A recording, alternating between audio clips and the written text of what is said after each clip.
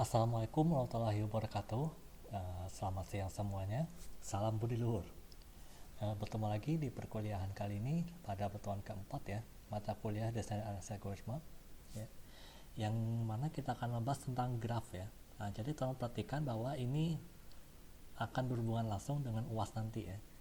Jadi tolong perhatikan materi betul-betul ya, karena ini bahan UASnya ya. Jadi graf itu apa? Graf itu merupakan kumpulan dari simpul dan busur. Ya. Secara matematis, graf itu didefinisikan sebagai G ya, sama dengan pasangan dari V dan E. Di mana G itu adalah grafnya, ya. Kemudian V itu adalah simpul atau vertex atau node ya, sebutan lainnya. Sedangkan E itu adalah busur atau edge atau arch. Ya. Nah, contoh graf itu seperti gambar ini ya, yang sebelah kiri ini namanya graf ya. Jadi yang namanya V itu adalah dari V1 sampai V5 ya, itu namanya simpul ya. Sedangkan E itu dari E1 sampai E7 ya, itu namanya adalah busur ya atau edge ya. Nah, arti sebenarnya dari busur itu adalah ya, sebuah insiden atau sebuah kejadian ketika dua buah simpul itu mempunyai hubungan ya. Nah, kalau dalam gambarnya ya, busur itu diilustrasikan dengan garis ya. Tapi kenyataannya tidak ada garisnya ya. Dia hanya menyatakan bahwa oh ternyata dua buah simpul itu berhubungan ya. Sebenarnya itu nggak ada garisnya. Jadi cuma garis khayal saja ya. Sebagai contoh ya, pasangan simpul V1 dan V2 ini ya, kita bisa nyatakan sebagai E V1 V2 atau E12 atau cukup sebagai 12 saja ya. Seperti itu. Nah, graf itu ada beberapa macam ya. Nah, jadi bisa disebut berdasarkan urutan penyebutan pasangan simpul itu ada dua. Yang pertama itu graf tak berarah dan graf berarah. Ya. Kemudian graf berdasarkan bobot itu ada graf berbobot dan graf tak berbobot. Kemudian berdasarkan jumlah hubungan antar simpulnya ada graf sederhana dan graf tak sederhana. Ya. Nah, kita bahas dulu graf tak berarah dan graf berarah. Nah, graf tak berarah itu jadi urutan simpul dan busur itu tidak diperhatikan ya. Umpamanya adalah sebuah jalan yang menghubungkan dua buah titik ya. Itu graf tak berarah. Kemudian graf berarah itu urutan simpul dan dalam busurnya itu diperhatikan ya. Perumpamaannya adalah sebuah jalan dua arah yang menghubungkan dua buah titik ya. Itu graf berarah. Mungkin kalau bapak-bapak ibu-ibu tahu mungkin graf berarah ini ya bisa diumpamakan kita berpergian dari suatu kota ke kota lainnya ya. Ada satu jalan saja. Kalau graf tak berarah dia bisa balik, tapi kalau graf berarah hanya satu arah saja ya. Nah, contoh graf tak berarah itu yang sebelah kiri ya. Jadi dia tidak ada panah, hanya garis saja. Sedangkan graf berarah itu ada garis, ada panahnya ya. Itu bedanya graf tak berarah dan graf berarah. Kemudian ada graf tak berbobot dan graf berbobot ya. Nah, bobot itu adalah nilai yang menyatakan hubungan antara dua buah simpul pada busur ya. Umpamanya adalah panjang sebuah jalan atau jarak antara dua buah titik ya. Nah, ini contohnya. Yang sebelah kiri itu adalah graf berbobot tapi yang tidak berarah, sedangkan yang sebelah kanan itu adalah graf yang berbobot dan berarah ya. Contoh sebelumnya kalau tak berbobot dia tidak ada angka-angkanya ya. Tapi kalau berbobot dia ada angka-angkanya ya. Tak berbobot tidak ada angka-angkanya, kalau berbobot ada angka-angkanya ya, di antara garis atau panahnya. Nah, kemudian ada graf sederhana dan tak sederhana ya. Kalau graf sederhana itu maksudnya adalah dia graf yang mempunyai hubungan antar simpul yang paling banyak satu macam saja ya. Contoh-contoh sebelumnya adalah graf yang sederhana ya. Sedangkan graf yang tidak sederhana itu ada paling sedikit dua buah simpul yang memiliki lebih dari satu hubungan atau busur yang membentuk loop ya. Nah, contohnya seperti ini. Yang paling kiri itu adalah graf tidak berbobot yang tidak sederhana ya. Sedangkan yang kedua adalah graf tak sederhana tapi berarah ya. Kemudian gambar 3 dan 4 itu dia dikatakan tidak sederhana karena dia ada looping ya di simpul yang di pojok kiri bawah ya. Kiri bawah itu ada looping yang mengarah ke dirinya sendiri ya. Makanya itu dikatakan juga sebagai tidak sederhana ya. Kemudian apa saja terminologi istilah-istilah dalam graf itu ada insiden, Ada degree, in degree, dan out degree. Kemudian ada adjacent, ya. Kemudian ada successor dan predecessor. Kemudian ada path dan ada juga cycle. Ya. Kita lihat dulu insiden. Insiden itu tadi sudah saya jelaskan adalah busur yang menghubungkan dua buah simpul. Ya. Nah, di sini ada insiden namanya E. Ya. Jadi E ini merupakan insiden dengan simpul V dan W. Ya. Itu namanya insiden. Ya. Kemudian ada degree, in degree, dan out degree. Degree itu artinya adalah jumlah busur yang insiden dengan simpul bersangkutan. Ya. Sedangkan in degree dan out degree ini hanya berlaku untuk graf berarah saja. Ya. Di mana in degree itu adalah jumlah busur pada graf berarah yang headnya insiden pada simpul yang bersangkutan. Ya. Kemudian out degree itu adalah jumlah busur pada graf berarah yang tailnya insiden pada simpul bersangkutan. Ya. Contohnya, pada graf ini, ya, simpul B itu degree-nya ada 5 karena yang mengarah atau ke B, yang keluar atau masuk ke B itu ada 5 semuanya panahnya, ya, yaitu E1, E8, E4, E3, dan E9. Ya. Kemudian in degree-nya ada 2, ya, yaitu E1 dan E9 karena dia yang mengarah ke B. Ya. Sedangkan out degree simpul B itu ada 3, yaitu E8, E4, dan E3 karena dia keluar dari B. Ya. Seperti itu. Kemudian ada istilah adjacent. Ya. Adjacent ini kalau di graf tak berarah merupakan dua simpul yang dihubungkan dengan busur, ya, itu adjacent. Ya. Sedangkan pada graf berarah itu dua simpul yang berhubungan kalau simpul kedua itu memiliki simpul mengarah ke simpul pertama. Ya. Itu beda definisi dari yang graf tak berarah dan graf berarah. Ya. Contohnya kayak gini. Untuk gambar pertama, kita bisa katakan bahwa simpul V dan W itu adjacent karena dia dihubungkan oleh bobot insiden, ya. Begitupun sebaliknya, karena ini tidak berarah maka urutannya tidak diperhatikan. Sedangkan untuk gambar yang di bawah, simpul V dan W itu dikatakan adjacent, bisa katakan adjacent tapi tidak berlaku sebaliknya, ya. Karena dia dari W itu mengarah ke V, ya, tapi tidak V mengarah ke W, ya. Dia tidak berbalik karena hanya satu arah saja. Ya. Kemudian suksesor dan predecessor ini cuma berlaku di graf berarah saja. Ya. Jadi di gambar ini, ya, simpul V itu dikatakan adalah suksesor dari simpul W karena dia dari W ngarahnya ke V. Sedangkan simpul W itu adalah predecessor dari simpul V. Jadi suksesor itu arti bebasnya adalah penerus, sedangkan predecessor itu adalah pendahulu, ya. Seperti itu artinya. Kemudian ada path. Path ini merupakan serangkaian simpul-simpul yang berbeda yang adjacent secara berturut-turut dari suatu simpul ke simpul berikutnya. Nah, contohnya ini di gambar pertama ini bisa kita katakan sebagai 1, 2, 3, 4 atau 4, 3, 2, 1. Itu path-nya. Sedangkan gambar yang kedua kita hanya bisa mengatakan 1, 2, 3, 4, ya, sebagai path-nya. Kayak gitu. Jadi dia urutannya diperhatikan kalau graf berarah, ya. Kemudian ada cycle. Cycle ini merupakan path yang terdiri dari sekurang-kurangnya 3 simpul sedemikian sehingga simpul terakhir itu adjacent dengan simpul yang pertama. Nah, contohnya kayak gini. Dikatakan cycle karena dia 1, 2, 3, 4 bagi ke 1, ya. Itu cycle. Begitupun gambar di bawah. Ada 1, 2, 3, 4, 1, ya. Karena dia dari 4 mengarah ke 1, ya. Begitu. Maksudnya cycle itu dia simpul terakhir itu simpul 4, lalu simpul keempat itu berhubungan dengan simpul awalnya itu simpul 1, ya, seperti itu.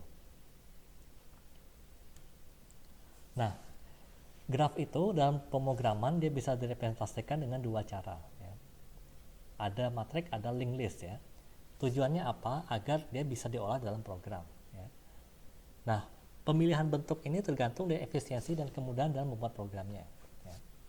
Kalau misalnya statis pakailah matrik, tapi kalau misalnya dinamis pakailah linked list, ya. Nah, yang pertama yaitu adjacensi matrik graf yang tak berarah, ya. Ini ukurannya adalah n kali n, ya. Di mana n itu adalah jumlah simpul yang ada dalam graf bersangkutan. Dia menyatakan hubungan antara suatu simpul dengan simpul yang lainnya. adjacency matriks yang tak berarah ini merupakan matriks yang simetrik ya, di mana sumber simetrinya adalah diagonal yang utama ya, diagonal utama. Nanti Bapak Ibu bisa ketemu di mata kuliah aljabar linear dan matrik ya, untuk konsep matrik itu seperti apa. Nah, data pada baris atau kolom itu menyatakan degree sebuah simpulnya ya. Contoh kayak gini ya, ini grafnya seperti yang sebelah kiri atas ya, kemudian ada adjacency matriknya itu sebelah kanannya ya, dan yang di bawah matriknya itu adalah codingannya, potongan codingnya seperti apa kalau pakai bahasa Kotlin ya, kayak gitu. Jadi maksudnya gini, dari A ke A itu false karena dia tidak ada looping ya. Kemudian dari A ke B dia true karena antara A dan B ada insidennya. Seperti itu maksudnya. Dan seterusnya seperti itu. Kemudian ada adjacency matrik graf berarah ya. Dia berukuran n kali n, di mana n itu adalah jumlah simpul yang ada dalam graf bersangkutan ya. Dia menyatakan hubungan satu arah ya. Ingat ya, kalau graf berarah itu hanya satu arah saja. Satu arah antara suatu simpul dengan simpul lainnya ya. Matrik yang terbentuk bisa jadi simetris atau juga bisa jadi tidak simetris ya, karena dia satu arah saja. Kemudian data pada baris itu menyatakan out degree sebuah simpul ya. Sedangkan data pada kolom itu menyatakan in degree sebuah simpulnya ya. Nah, contohnya seperti ini ya. Dia cuma beda dikit ya, karena dia ditentukan oleh arahnya ya. Kalau dia tidak bolak-balik maka dia menjadi tidak bolak-balik jadinya asimetris atau tidak simetris. Sedangkan kalau dia bolak-balik jadinya simetris ya. Seperti itu caranya. Kemudian ada adjacency matrik yang graf yang berbobot ya. Dia mirip sekali dengan adjacency matrik graf yang tak berbobot ya. Bedanya adalah elemen-elemen dari matrik ini merupakan bobot dari busur ya. Nah, mungkin Bapak Ibu bingung kenapa dari A ke C ini dia tak terhingga ya. Dalam pemrograman ya ada konvensi bahwa kalau dia tidak terhubung dengan bobot ya, dia dianggap terhubung dengan bobot juga, tapi bobotnya nilainya tidak terhingga ya. Maka saya kasih nilai tak terhingga ya. Atau dalam programnya menjadi inf ya. Inf ini maksudnya infinity ya. Seperti itu. Kemudian ada insiden matrik. Insiden matrik ini dia merepresentasikan hubungan antara simpul dengan busur ya. Ukurannya adalah M kali N, di mana M itu adalah jumlah simpul, sedangkan N itu adalah jumlah busurnya ya. Jadi di sini ada 5 simpul, ada 7 busur ya. Nah, di sini A E1 itu true. Kenapa A E1 itu true? Karena di A ini ada E1 ya. Ada E1 kemudian ada E2. Tapi tidak ada E3 ya, begitu maksudnya. E3 itu hanya ada di B ya, ada di B dan di C ya. Nah, contoh soalnya seperti ini ya. Kita akan bikin program yang sederhana ya. Kita program sederhana ini dia mencetak simpul-simpul yang terhubung dengan busur yang paling pendek ya, beserta nilai bobotnya dari graf berikutnya, graf ini ya. Jadi grafnya bisa berubah ya. Silakan Bapak Ibu ketik kodenya ini pakai Kotlin ya, pakai project yang sama kayak kemarin, silakan ya. Di pause dulu ya. Ini ada 2 part ya. Enggak 2 part, 1 part ini.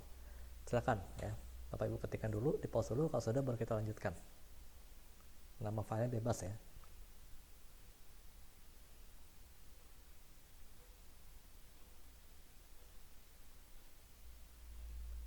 Kemudian ada adjacency list graph yang tak berarah ya. Kemudian ini adjacency list ini dia menggunakan linked list ya. Jadi infonya itu berisi nama vertex pada graph atau dari edge. Jadi kalau saya menyebut bahasa Inggris kayak gini ya, kalau dari pakai bahasa Inggris ini artinya adalah dari graph. Sedangkan kalau pakai bahasa Indonesia itu dari linked listnya. Karena di linked list itu ada juga simpul dan busur ya. Makanya untuk membedakannya, kalau saya nyebut bahasa Indonesia yaitu simpul dan busur itu artinya dari linked list, sedangkan kalau bahasa Inggris yaitu vertex dan edge itu untuk grafnya ya. Makanya biar nggak bentrok saya kasih perbedaan bahasa saja ya. Kemudian linked left itu menunjuk vertex selanjutnya jika berisi nama vertex atau vertex yang edge-nya terhubung jika berisi bobot edge ya.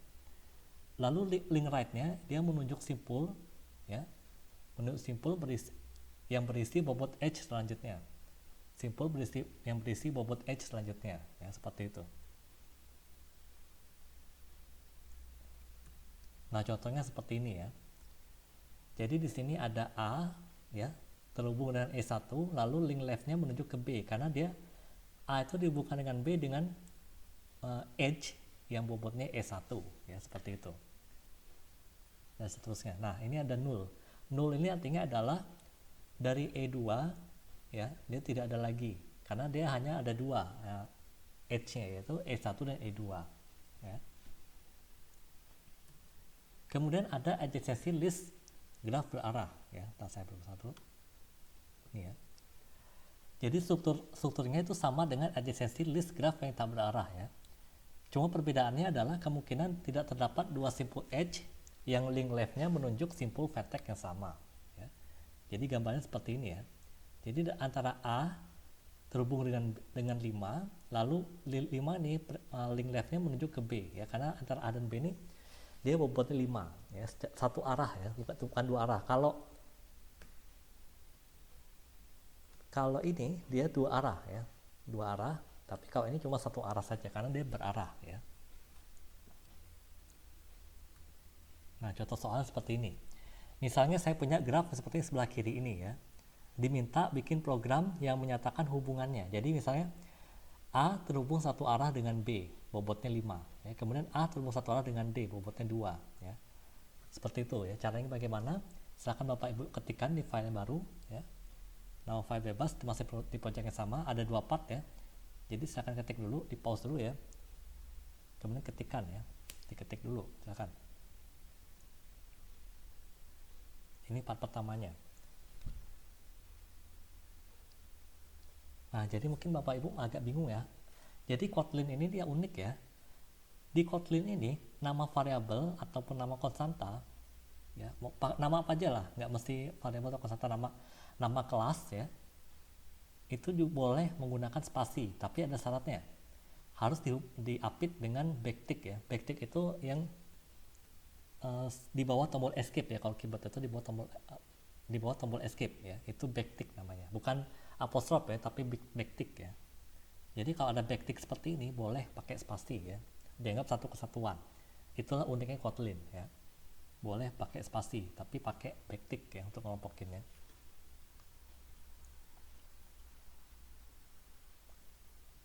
Kemudian part keduanya ini silakan ini ada 3 part rupanya, bukan 2 partnya. Ini part keduanya, silakan di pause kemudian lanjutkan ketik yang tadi ya.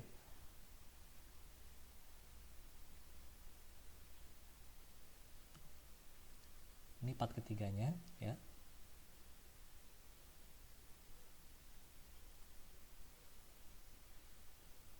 Oh, ternyata 4 part ya, maaf saya salah.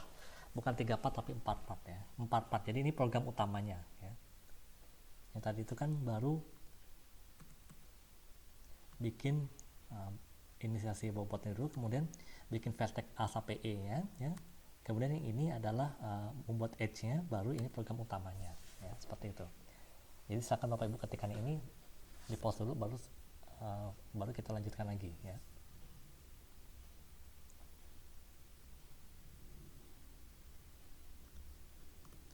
Oke, Bapak Ibu, sampai sini dulu materinya ya.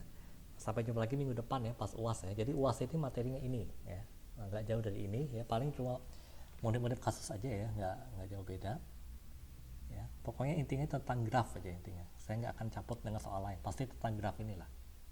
Entah itu tentang apa, jarak terpendek atau jarak panjang atau soal lainnya ya, saya nggak tahu. Yang penting tentang graf aja intinya. Nah, jadi selamat belajar ya Bapak Ibu. Sampai jumpa lagi minggu depan. Saya Eri, assalamualaikum warahmatullahi wabarakatuh. Salam budi luhur.